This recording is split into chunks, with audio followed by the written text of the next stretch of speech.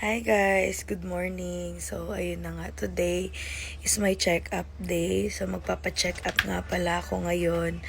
Kasi guys, kung napapansin nyo, medyo umiiba na talaga yung boses ko. And magti 3 weeks na talaga siyang ganito. So simula nung opening hanggang ngayon, ganito pa rin talaga yung boses ko. Paus-paus pa rin talaga. And medyo kinakabahan na ako kasi in my normal days, pag napaus ako, bumabalik naman kaagad.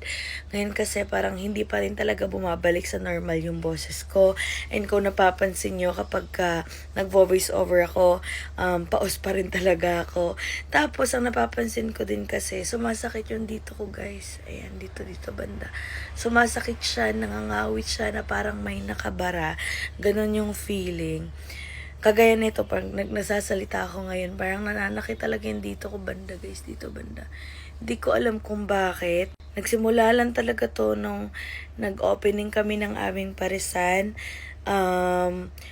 Tawag dito, 16 hours kasi ako naka-duty doon. Tapos, syempre, wala ko ibang ginawa kundi magsalita hanggang sa yun nga, napause ako, diba? Nakita nyo naman nung pinost ko na vlog.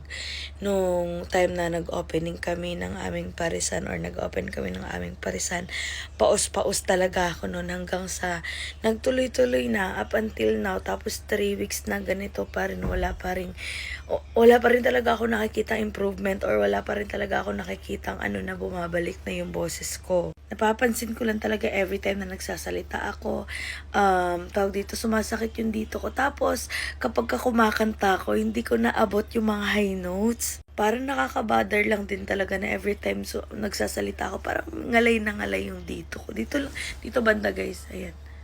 Ayan, dito banda.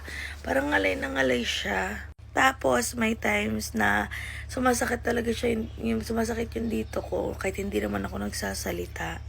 Kagaya kahapon, di naman ako nagsasalita, bumiyahe lang ako, pero talagang kumikirot siya dito. Para siyang may nakabara. Kaya, kailangan ko na talagang magpa-check up ngayon. So, buti na lang, merong open na clinic na mapag-check upan ko. So, sa ENT nga pala ako pupunta na doktor. May nakita din kasi akong video sa TikTok yung tungkol sa sumasakit din yung dito niya kaka-live. Yung nangyari daw sa kanya, parang namamaga yung lymph node, basta something ganun. Tapos,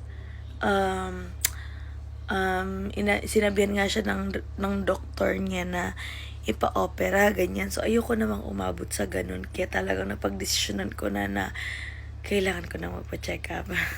So, yun, i-update ko na lang kay mamaya kung ano yung sasabihin ng doktor sa akin. So, yun.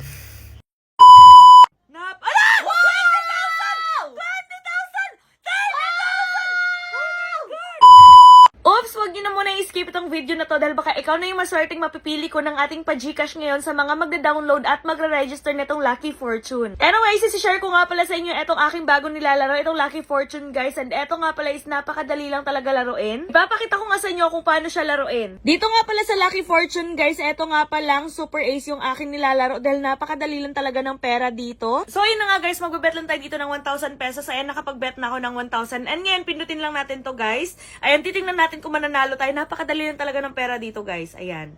Let's go. Spin lang siya. Ayan, 2-3.